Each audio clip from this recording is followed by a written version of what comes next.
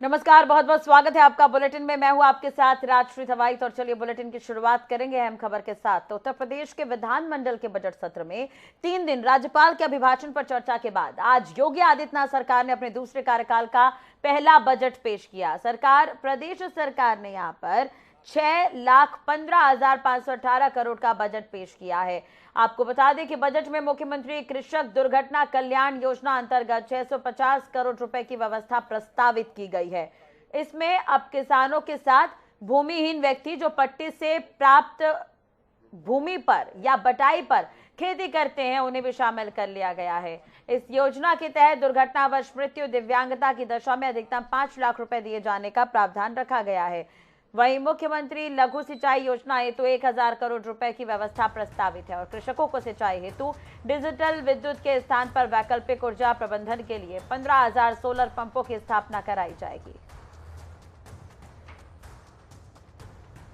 तो ग्राफिक्स के माध्यम से भी हम आपको बताने की कोशिश कर रहे हैं क्या कुछ फायदा इस बार बजट में दिया गया है सरकार की तरफ से। सुरक्षा कर्मियों के लिए क्या कुछ खास रहा, आप देख सकते हैं ग्राफिक्स के माध्यम से। महिला सुरक्षा को लेकर भी खास ध्यान इस बजट में दिया गया है। महिला बटालियन का गठन किया जाएगा। इसके अलावा किसानों को भी सौगात दी गई है इस बजट के माध्यम से।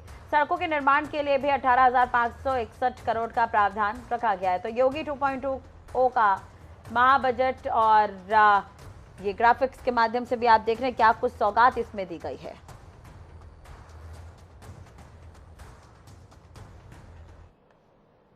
यह बजट प्रदेश की 25 करोड़ जनता की जनाकांक्षाओं की भावनाओं के अनुरूप प्रदेश के समग्र विकास को ध्यान में रख करके गांव, गरीब, किसान, नौजवान, महिलाएं, श्रमिक और समाज के प्रत्येक तबके को ध्यान में रख करके बनाया गया है। ये लोक कल्याण संकल्प पत्र में कुल 130 घोषणाएं हुई थी। इन 130 जो संकल्प हमारे लोक कल्याण संकल्प पत्र में थे उसमें से 97 संकल्पों को हम लोगों ने इस बजट में पहले ही बजट में स्थान दिया है और इसके लिए हम लोगों ने 54,883 करोड़ रुपए का भी प्रावधान किया है।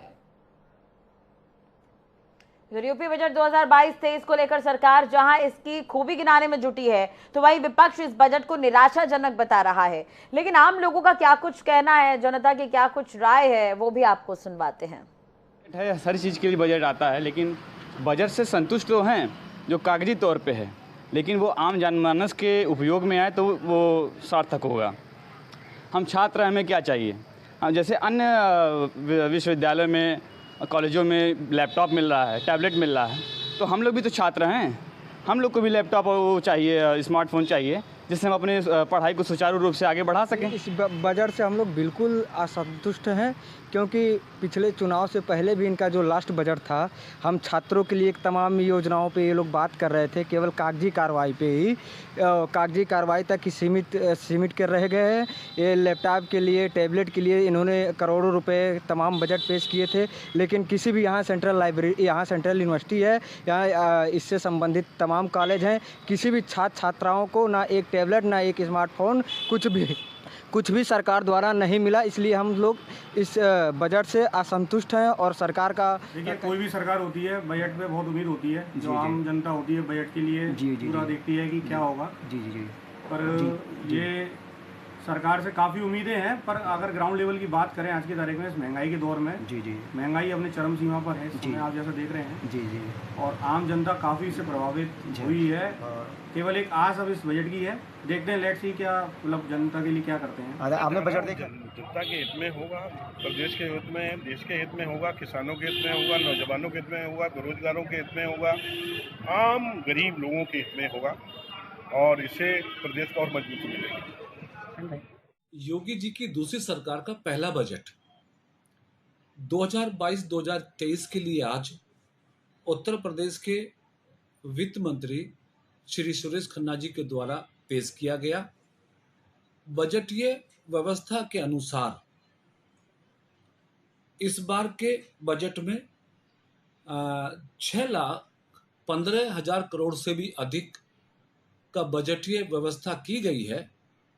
मेरे विचार से उत्तर प्रदेश की राजनीति में, उत्तर प्रदेश के इतिहास में योगी जी की सरकार का ये सबसे बड़ा बजट है, सबसे बड़े बजटीय व्यवस्था के आधार पर है। तो बजट में हमको तो कहीं से राहत नहीं मिल रही है। हम महिलाओं के लिए थोड़ा सा तो राहत करना चाहिए।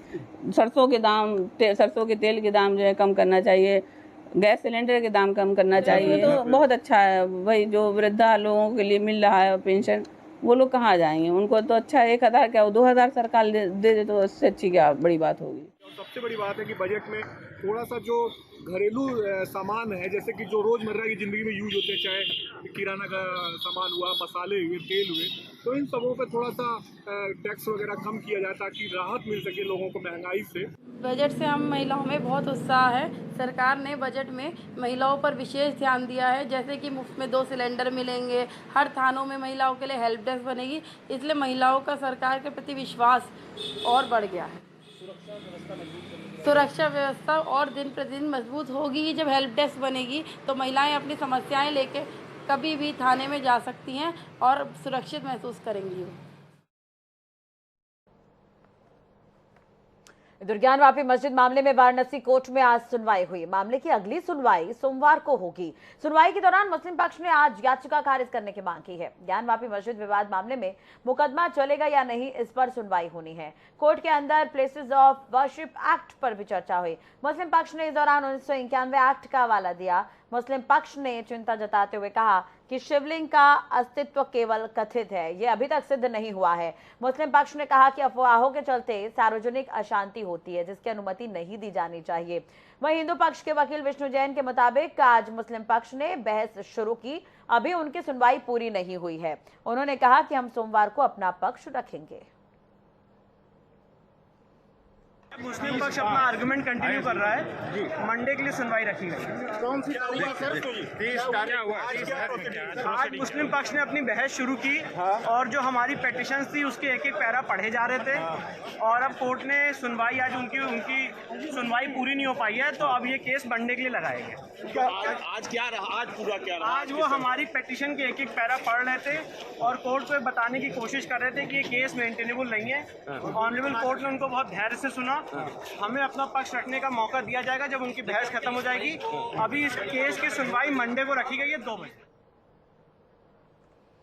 मथुरा के कृष्ण जन्मभूमि और ईदगाह मस्जिद के मामले पर आज सिविल कोर्ट में अहम सुनवाई हुई, जहां श्री कृष्ण जन्म स्थान ट्रस्ट ने सारी 13 एकड़ जमीन पर अपना दावा किया है। कृष्ण जन्म स्थान ट्रस्ट ने लगभग 13 एकड़ भूमि, जिसमें ईदगाह भी शामिल है, उसमें मालिकाना हक के कागज सिविल कोर्ट में प्रस्तुत किए। ताज़ा जानकारी के मुताबिक न्यायालय ने पत्रावली को रिजर्व रख लिया है। हालांकि इस मामले की सुनवाई की अगली तारीख अभी तय नहीं की गई है। श्री कृष्ण जन्म स्थान ट्रस्ट के वकील मुकेश खंडेलवाल का कहना है कि आज उन्होंने न्यायालय में लगभग 13 एकड़ भूमि, जिसका मालिकाना हक श्री कृष्ण जन्म स्थान ट्रस्ट के नाम है, उसके खसरा, खतौनी और नगर निगम के डॉक्यूमेंट न्यायालय में पेश किए गए हैं। आपको ये भी बता दें कि श्री कृष्ण जन्मभूमि शाही ईदगाह मस्जिद विवाद पर इससे पहले 19 मई को मथुरा कोर्ट में सुनवाई हुई थी। अब कोर्ट ने याचिका को स्वीकार कर लिया था, फिर कहा था कि इस मामले की सुनवाई सिविल कोर्ट में होगी। पहले इस याचिका को सिविल कोर्ट ने बिना सुनवाई के खारिज कर दिया था।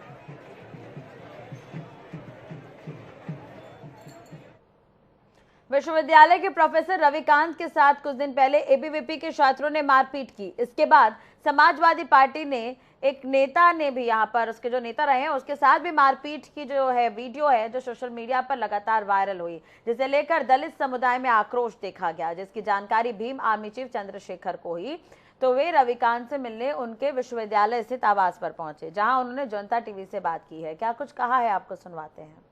लखनऊ विश्वविद्यालय में हाल ही में प्रोफेसर रविकांत के साथ मारपीट की गई। आज उनसे मिलने आजाद समाज पार्टी के राष्ट्रीय अध्यक्ष चंद्रशेखर मिलने पहुंचे हैं। चंद्रशेखर जी, आज आप मिलने पहुंचे हैं। एबीपी के छात्रों ने पहले उनसे मारपीट की थी, उसका समाजवादी पार्टी के भी एक कार्यकर्ता ने उनके साथ मारपीट की, क्या कहना चाहेंगे? उत्तर प्रदेश में ये कानून व्यवस्था है और जहां तक मैं समझ पाया हूं, आज उत्तर प्रदेश के मुख्यमंत्री उत्तर प्रदेश को भारतीय संविधान से नहीं चला रहे हैं, मनुस्मृति से चला रहे हैं। और मनुस्मृति में शूद्रों को यानी कि दलित पिछड़ों को, आदिवासियों को बोलने का अधिकार नहीं।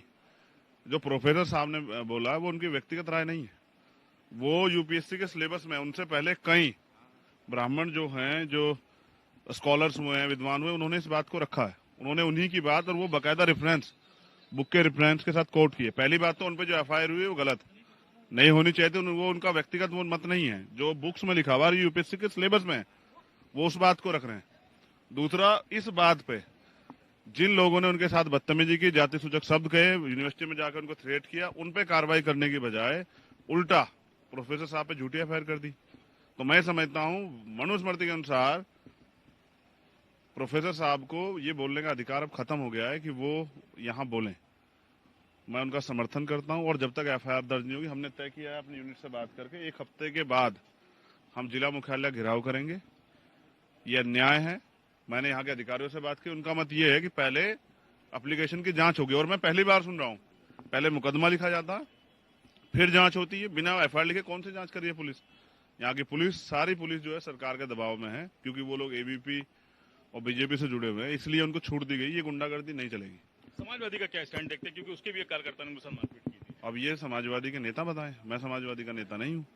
हम विचारधारा पर आधारित लोग हैं और विचारधारा पर आधारित लोग इस बात को समझते हैं कि जिस अपमान के साथ प्रोफेसर साहब आज जी रहे, मुझे तो इस बात का भी वो है कि वो कोई गलत कदम भी उठा सकते हैं, क्योंकि वो एक सम्मानित व्यक्ति है, एक टीचर है, और जो उनके साथ हुआ वो एक बदसलूकी अपमान है। और वो सिर्फ उनका अपमान नहीं है, ये पूरे समाज का अपमान है। और पूरे समाज में इस बात को लेकर आक्रोश, अगर उनकी एफआईआर दर्ज नहीं होती है और उन पर कार्रवाई नहीं होती तो ये आक्रोश एक बड़े आंदोलन को जन्म देगा। ज्ञानवापी का मामला कोर्ट में है, लेकिन सियासत उस पर बहुत हो रही है, फिलहाल उस पर क्या करें? जो मामला कोर्ट में है उसमें कोर्ट ही कुछ बोलेगी। मेरा ये कहना है कि इससे ज्यादा जरूरी है नौजवानों के लिए रोजगार। और यूपीएसआई की भर्ती जो है उसमें जो घोटाला हुआ, स्कैम हुआ, बच्चे यहाँ सड़कों पे घूम रहे हैं। 6800 जो वैकेंसियां रिलीज करनी शिक्षक भर्ती, वो नहीं की है, वो लोग बच्चे सड़कों पे घूम रहे हैं। महंगाई, बेरोजगारी, इन पे बात होनी चाहिए। अगर ये लोग रहेंगे तभी तो सब चीजें रहेंगी। मंदिर मस्जिद की सियासत जो लोग करते हैं उनको उनसे फायदा होता है। और मैं समझता हूँ बुनियादी मुद्दों पे बात होनी चाहिए, जनता के हित की बात होनी चाहिए, और वो हम लोग करेंगे। भारतीय जनता पार्टी ने भी राशन बांटा, 2022 का चुनाव हुआ और बड़ा तबका दलितों का भी जो भारतीय जनता पार्टी के साथ आया, 2024 में कैसे इस तस्वीर को बदलेंगे? वो राशन रिकवर करने की बात ही कर रहे थे कि हम रिकवर करेंगे। मैं तो ये पूछ रहा था कि राशन ही लेंगे, वो जो प्रधानमंत्री और मुख्यमंत्री की झोले वाली फोटो वो भी लेंगे वापस। तो वो जो ये जो किया जा रहा है ना, ये वोटों को ये लोकतंत्र राजतंत्र है, धनतंत्र, पैसा या कुछ सामान देके वोटों को लूटा जा रहा है। और ये भारतीय संविधान और उसमें जो लोकशाही की व्यवस्था है उसकी हत्या है। ऐसी सरकारों को, लोगों को चिन्हित करना चाहिए, ऐसे लोगों को भी जो लालच देके लोगों को लूटने का काम करते हैं, और अब लूटने के बाद उन्हीं लोगों को सताने का काम कर रहे हैं। 2024 में चंद्रशेखर का क्या स्टैंड होगा? 2024 दूर है, पहले तो अपने अधिकारी कर्मचारियों की रक्षा सुरक्षा कर लें, जिनको लोकशाही होते हुए, लोकतंत्र कानून का राज होते भी मारा पीटा जा रहा है, अपमानित किया जा रहा है। मैं समझता हूँ ये दुखदायी, और इसका भीम आर्मी इसका जवाब देगी। तो क्या अगला स्टैंड क्या है रविकांत जी के लिए भीम आर्मी की तरफ से? 1 हफ्ते हम लोग इंतजार करेंगे। अभी मैं शीर्ष अधिकारियों से बात कर रहा हूँ। अगर एफआईआर नहीं लिखी जाती और उन पर कार्रवाई नहीं होती तो 1 हफ्ते के बाद जिला मुख्यालय में आंदोलन होगा, घेराव किया जाएगा, क्योंकि हम इस अन्याय को नहीं सहेंगे। भीम आर्मी जवाब देगी। बहुत शुक्रिया उनसे बात करने के लिए। चंद्रशेखर आजाद इसका कहना है कि पूरी तरह से इसका जवाब दिया जाएगा। 1 हफ्ते बाद एक बड़े आंदोलन को जन्म दिया जाएगा। कैमरा पर्सन राजेश के साथ तौफीक किदवई, जनता टीवी, लखनऊ। इधर चंपावत उपचुनाव में प्रचार को लेकर कुछ ही दिन बाकी हैं। ऐसे में दोनों ही बड़े दल बीजेपी और कांग्रेस जनसंपर्क में तेजी लाने का काम कर रहे हैं। चंपावत उपचुनाव में प्रचार कर देहरादून लौटे पूर्व नेता प्रतिपक्ष प्रीतम सिंह ने सरकार पर गंभीर आरोप लगाए। प्रीतम सिंह ने कहा कि उपचुनाव में सरकार दबाव बनाकर कांग्रेस प्रत्याशी के कार्यालय को बंद करा रही है। आगे आरोप लगाते हुए कहा कि अगर चुनाव में सब कुछ ठीक है तो फिर बीजेपी प्रत्याशी को किस बात का डर सता रहा है। चंपावत का चुनाव है, कांग्रेस इसे पूरी मजबूती के साथ लड़ने का काम कर रही है, लेकिन सत्ता में बैठे हुए लोग जिस तरीके से सत्ता का दुरुपयोग कर रहे हैं, तो ये दुरुपयोग करना जो है इस बात का द्योतक है कि सत्ता पक्ष में कहीं ना कोई बेचैनी है चंपावत चुनाव को लेकर के। आप अंदाज़ा लगा सकते हैं कि कांग्रेस ने एक कार्यालय खोला, उस पर दबाव बना करके उस कार्यालय को बंद करने का काम जो है सत्ता में बैठे हुए लोगों ने किया। फिर हमने दूसरा कार्यालय खोला और दूसरा कार्यालय खोलने के बाद उस पर भी दबाव बना करके उस कार्यालय को बंद कराने का काम किया। मैं समझता हूँ कि लोकतंत्र के अंदर ऐसी चीज़ों के लिए कोई स्थान नहीं है। मैंने अपने राजनीतिक जीवन में पहली मर्तबा ये सुना कि अगर पक्ष और विपक्ष हैं वो सौहार्दपूर्ण तरीके से चुनाव लड़ते हैं, लेकिन पहली बार ये सुना कि सत्ता की हनक में जो है जो विरोध के लोग हैं उनके कार्यालय बंद कराया जाए, तो आप अंदाजा लगा सकते हैं कि क्या स्थिति। भ्रष्टाचार पर अंकुश लगाने के लिए उत्तराखंड सरकार ने टोल फ्री नंबर जारी किया है। नंबर जारी होने के 1 महीने के अंदर ही 3,358 शिकायतें अब तक दर्ज हो चुकी हैं। विजिलेंस के निदेशक अमित सिन्हा ने बताया कि ज्यादातर शिकायतें जो है सरकारी कामकाज को लेकर दर्ज हो रही है, जिसमें सरकारी कामकाज के लिए रिश्वत मांगने की शिकायत की गई है, जिसकी जांच कराई जा रही है। जांच पूरी होने के बाद ही ट्रैप की कार्रवाई की जाएगी। ऐसा नहीं है कि अधिकारी काम नहीं करेंगे शिकायत आ रही, बल्कि मैं तो ये कहूंगा कि 1064 लॉन्च होने के बाद मुझे ये भी फीडबैक आया है कि कई विभाग में लोग इस बात से कि कहीं कोई ऐसी कार्रवाई ना हो जाए, काफी स्मूथली भी काम हो रहा है, जो कि विगत में नहीं होता था। लेकिन ये नहीं कहूंगा कि स्थिति बहुत ही बेकार है, मतलब स्थिति बहुत अच्छी है। कहीं कहीं जहां कोई गड़बड़ियां थी वो इस 1064 के आने से ठीक हो रही है।